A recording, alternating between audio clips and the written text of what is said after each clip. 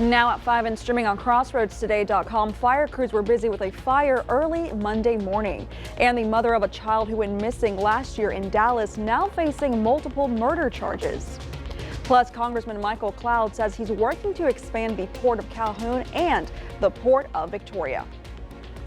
Well, the skies are beginning to clear out. That's going to make it rather chilly and cold for all the ghosts and goblins. So we'll talk about your weather and what to expect for the rest of the week coming up. Mac, thank you. Plus, Uvalde breaks ground on a new elementary school set to open in 2025. You're watching 25 News now at 5. Good afternoon and thanks for being with us. I'm Karina Garcia. This fire destroyed a home on Meadow Lark Street. It happened Monday around 1:23 a.m. The Victoria Fire Department responded to the fire in the 2800 block of Meadow Lark Street. That's near North Bend Wilson Street and Lone Tree Road. District 27 Congressman Michael Cloud says he's working with the Corps of Engineers and other agencies to expand the Port of Calhoun and the Port of Victoria.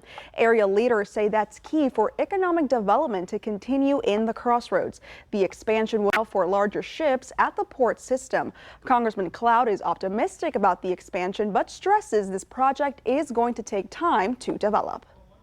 What we're looking to do in the Port of Calhoun is to expand the project, to deepen it, to widen it, to allow bigger ships in. This will expand the capacity of that port and allow us to be a resource for the world and really help the economy here at home. Congressman Cloud says they are still looking at least a 2-year timeline for the full port expansion. And this afternoon, 25 News Now anchor Don Brubaker has Congressman Cloud in studio to discuss his insights on the new House Speaker and aid to Israel, plus more. Here's more. All right, Karina, thank you. Welcome back, Congressman Cloud. Thank you. Good to be here. Hey, you have a new House Speaker. Yes. And so now how much momentum is there in the Congress, do you feel, to try and avoid another one of these government shutdowns? Yeah, exactly. We're up against a November 17th deadline. Part of the momentum and how we got to where we are is the fact that our goal has been to get back to doing what we should be doing. Instead of a big, huge omnibus bill that we get every Christmas, let's pass the 12 appropriation bills that are supposed to fund the government. Let's do it the right way. Now, we're running up to a timeline right now and a deadline to get that done. We're working to do that. We passed Propes bill last week. We have more coming to the calendar this week, and we'll keep pushing that through as much as we can. We could get to the point where we need a little more time to get that done, and if so, we'll look at some sort of stopgap measure and hopefully attach border security or something to that that really needs to be done. There's a lot of work to be done, but that's kind of the lay of the land at the moment. Mm-hmm. Funding. President Biden wants aid to Israel bundled with aid to Ukraine. How do you feel about that kind of bundling situation, a combination? Bundling it is a non-starter when it comes to the House. And one of the big issues we fought for in January in reworking our rules package was specifically to get single issue bills. You know, in the past we've had the farm bill married with aid to foreign countries, you know, and you're like, these are not issues that should be in the same boat. Israel's different than the Ukraine, and so for us to look at those issues separately is important. So this Thursday we'll be voting on a package to support Israel, to give them some aid that's needed. And one of the big things that's different is we're going to pay for it. We're going to find money and prioritize, as opposed to just continuing to spend money we don't know where it's coming from. We're going to find a pay for. And in the past, even when Congress has said there's going to be a pay for, a lot of it's been budget gimmicks, and they'll put it into the 9th and 10th year. We're going to find first year pay fors.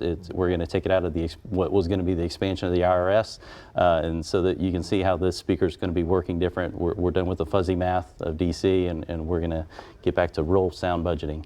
How do you feel about more funding at this point to Ukraine? The big issue with Ukraine is no one knows what's happening. So we've spent $100 billion already, and Ukraine was known there were some corruption issues there leading into this. Now, that doesn't make what Putin did right, but it does mean that we need some accountability going forward. And right now, we don't have any sort of accountability, and we don't have a clear mission. We don't know what the goal is.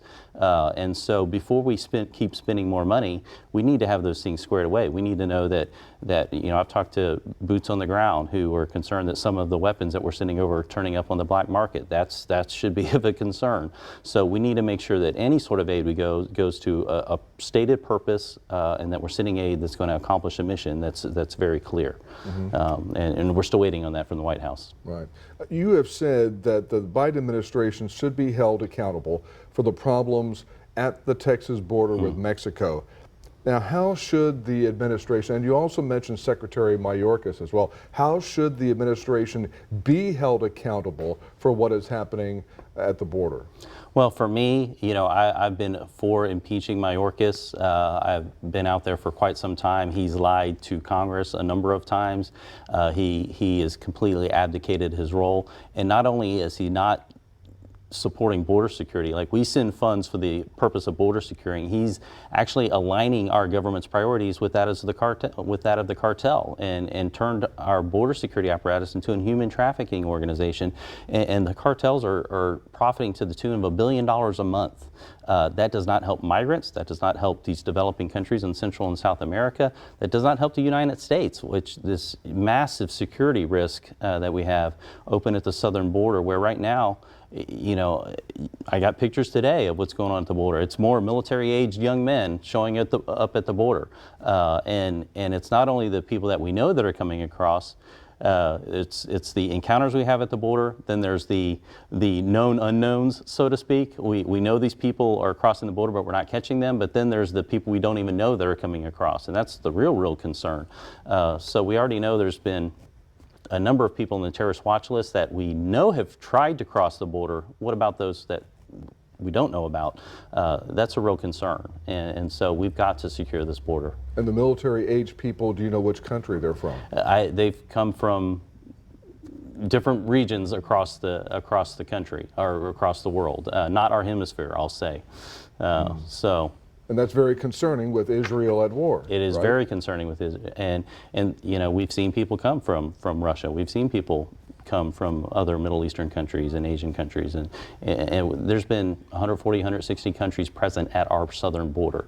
So this idea that this is some sort of organic movement of people, and I'm sure there's some small sliver of element of that, but that's not what is driving this huge migration issue. It's coordinated, it's driven by cartel traffic, it's destabilizing to our country. It should not be tolerated. All right. Thank you, Congressman Cloud, for coming by and taking our questions today. Sure, anytime. All right. Karina, back to you. Don, thank you. And now let's take a look at your forecast with Chief Meteorologist Perez. Well, the skies are clearing, and that's going to make it a little chilly tonight. In fact, just to the north of us, they've got freeze warnings. Now, we're not going to get that cold, but it will be down into the low 40s overnight. The clearing skies will give us sunshine for the next couple of days and a little bit of warming as we get to the weekend. We'll be talking more about that coming up in just a moment. Mac, thank you.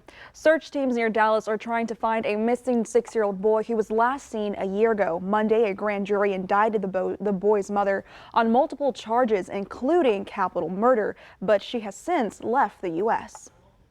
Hi. This week, Noel, look at the camera, Noel. Marks a year since 6-year-old Noel Rodriguez Alvarez was last seen alive. We're certainly not going to give up. Monday, Everman police revealed a development on the case of the boy they believe is dead. I've had tears in my eyes since I got the call earlier today. The Tarrant County grand jury indicted Noel's mother, Cindy Rodriguez Singh, on multiple charges, including capital murder. I firmly believe that this will help that process on getting them apprehended and brought back. Noel's mom and stepdad, Arshdeep Singh, have been at the center of the boy's disappearance ever since March, when they fled the country with 6 of Noel's siblings, but without Noel. The family flying to Turkey, then to India, where Chief Spencer believes they still are.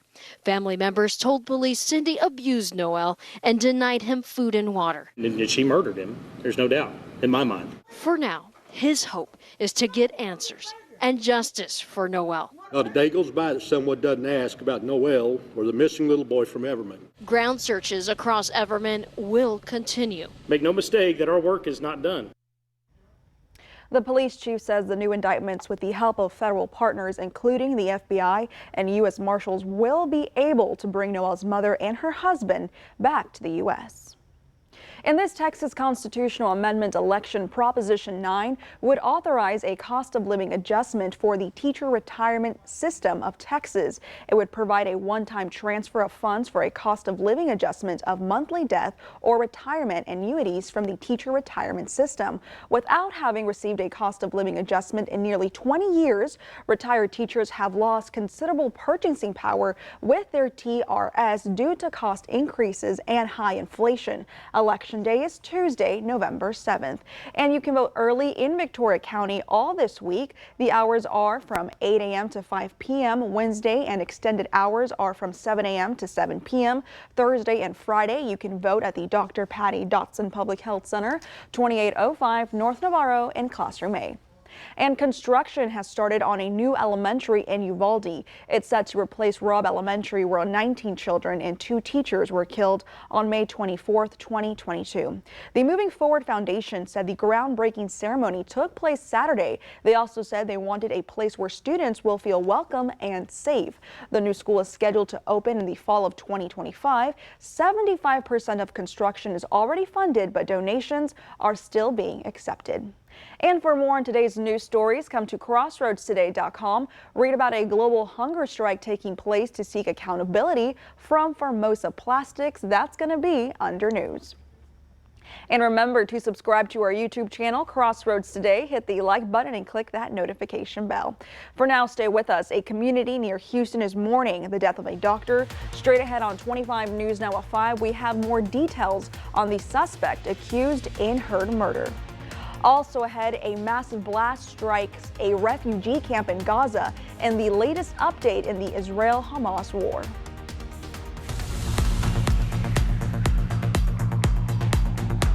Hi, I'm Detective Kelly Gibbs with the Victoria Police Department. Victoria Crime Stoppers is seeking information about a burglary of a motor vehicle. On October 10th, 2023, at about 9:30 a.m., a toolbox was stolen from a vehicle located at the 8000 block of North Navarro. Surveillance cameras showed the suspect to be a white male with a goatee, wearing a blue long-sleeved hoodie shirt, gray shorts, and a red and black baseball cap. The suspect left the location in a white SUV. If you have any information about this burglary of a motor vehicle, please call Victoria Crime Stoppers at 361-572-4200. You can also submit a tip by using the P3 Tip app on your Android or Apple device, or by visiting our website at www.crimestoppersvictoria.com. All tips are anonymous, and if you give information that leads to an arrest or charges being filed, you could earn a cash reward. With the Victoria Police Department, I'm Detective Kelly Gibbs.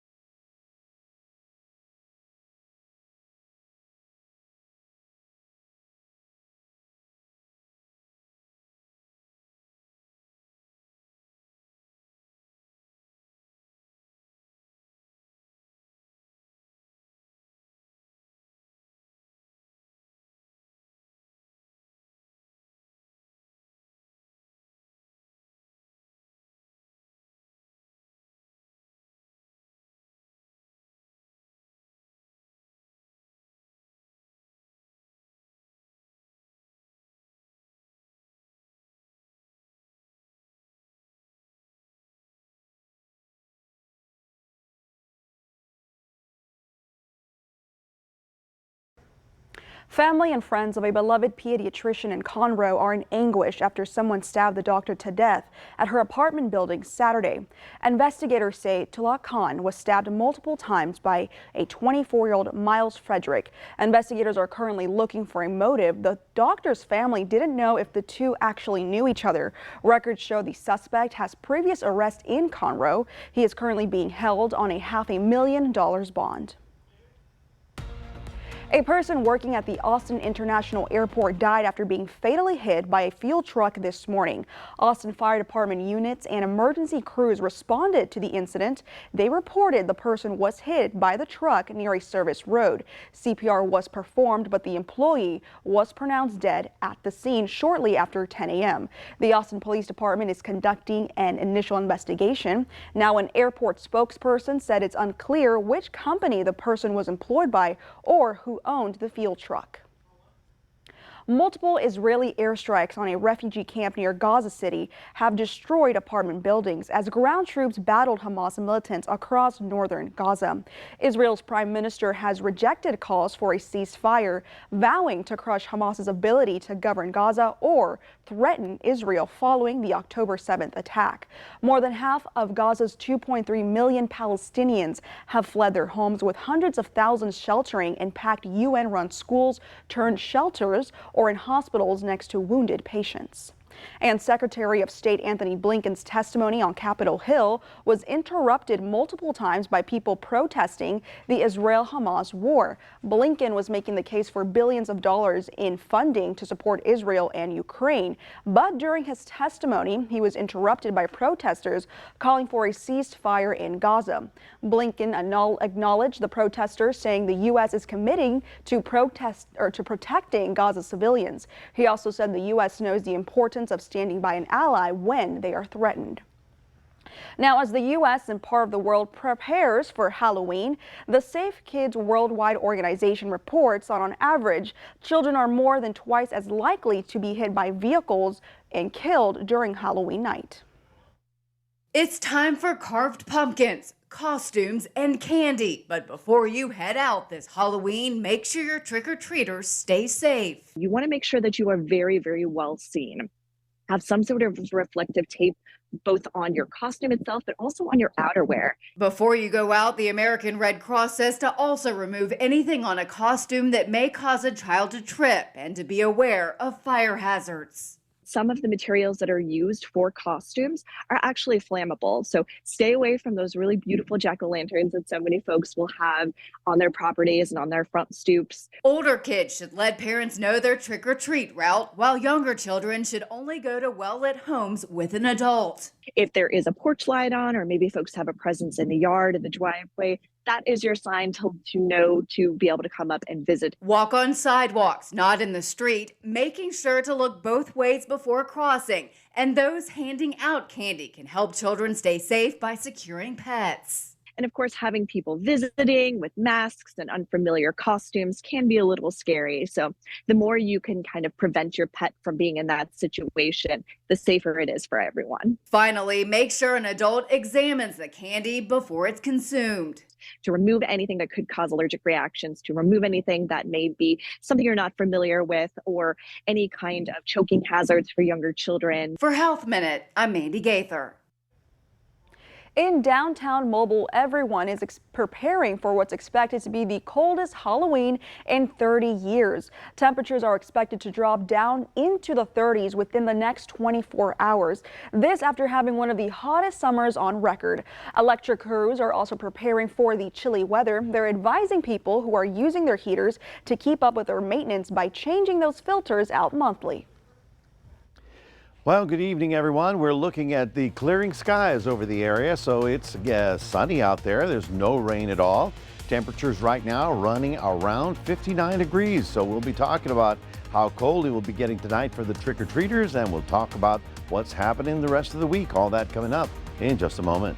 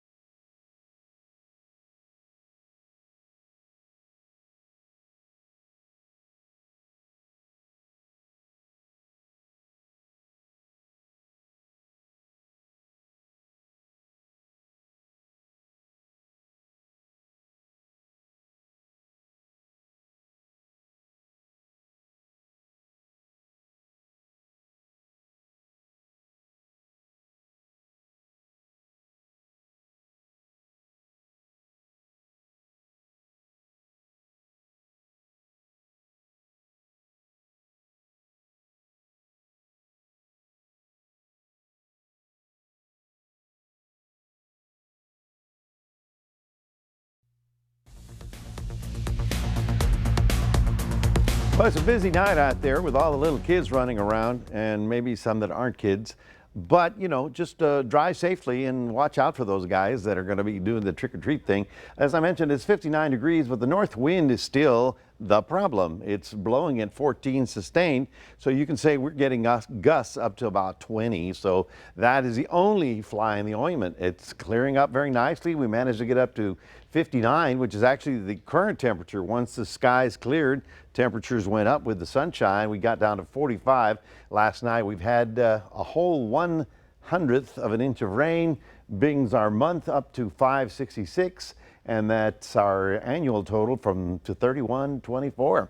So as the skies are clearing, the winds will be fairly chilly. You can see how everything's clearing out very nicely. All the cloud deck will be gone for the next couple of days. So tonight your temperature, like at about 7 o'clock, will be about 46, okay?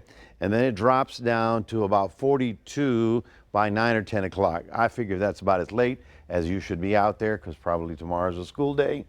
So you need to consider that, all right? As we look at the big picture, you can see how the rain showers have all moved out offshore and away from our area. That was the stuff that was here last night, making it a little damp and drizzly, but that is all clearing up as we're finally getting a break in the weather. We're looking for quite a bit of sunshine for the next couple of days, and the rain chances are gone for quite some time, maybe 5 days until early next week. But the temperatures, as Karina was mentioning, are pretty significant. We've got freezing weather all the way down to Mobile, to Alexandria, Louisiana, Lufkin, down to about Austin, and even down in about the Cotulla area and over out into West Texas. This is the freeze warning. Means this will be the killing frost. What does that mean? That means we're going to be below freezing for more than 4 hours, and that is going to pretty much wipe out whatever natural grass is still out there. I imagine most of the crops are done with.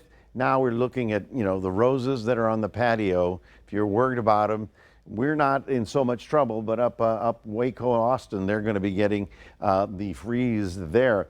Now here's the current temperatures. We're going down to midnight, as you can see right about there. We'll be in the 44 range. They'll be in the 42 range, and then we get down to about sunrise, and they'll get down into the upper 30s. Some areas will get in the low spots where there's no wind blowing. That's where the cold air drains, and so we're looking for a rather chilly night. Tomorrow, then sunshine shows up, and by the time we get to noontime, we'll be in the upper mid-50s actually, with your daytime high temperatures getting us up into the low 60s for the next couple of days. Sunshine will be the rule for a couple of days. Let's take a look at your day planner for those of you in the Port Lavaca area. Well, 44 tonight, up to 63 tomorrow, and yes, sunshine all day long. Still a north wind. And for Cuero, we're looking for 39 and up to 61 with sunshine tomorrow. Of course, things will warm up into near 80 degrees over the weekend, and then we don't have any real rain chance until about Tuesday of next week. That is your 7-day forecast. Reminding everybody we do have a QR code. Love for you to scan that and put Crossroads Today on your phone. Here's Karina. Thank you, Matt. Coming up next on 25 News Now at 5, we'll take a look at your stocks. Plus, job-based health insurance is expected to rise in the coming year.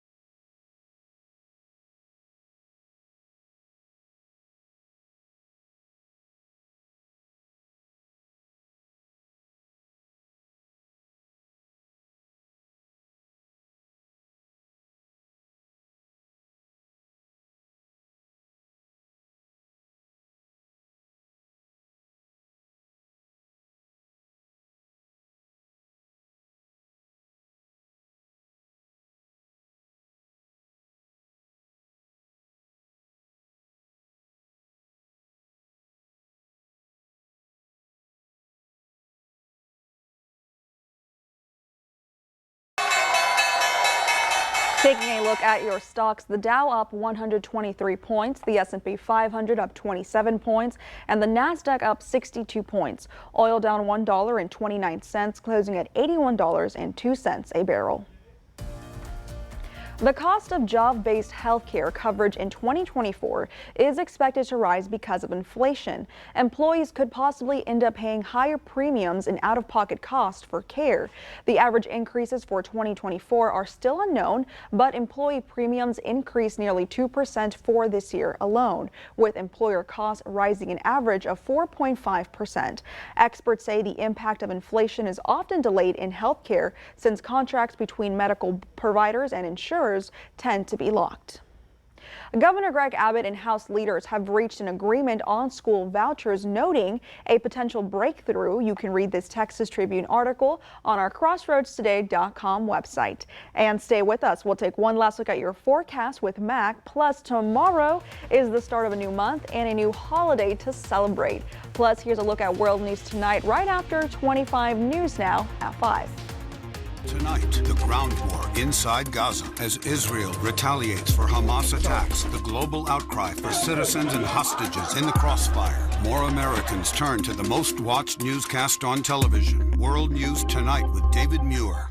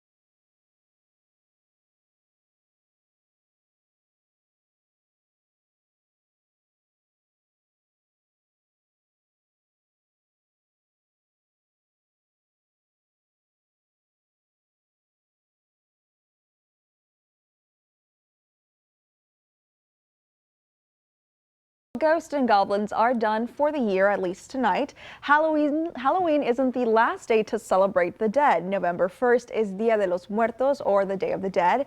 It's a Mexican holiday where people welcome their deceased relatives for a visit. The brightly painted smiling skulls are called calaveras, and their purpose is to show death is not scary.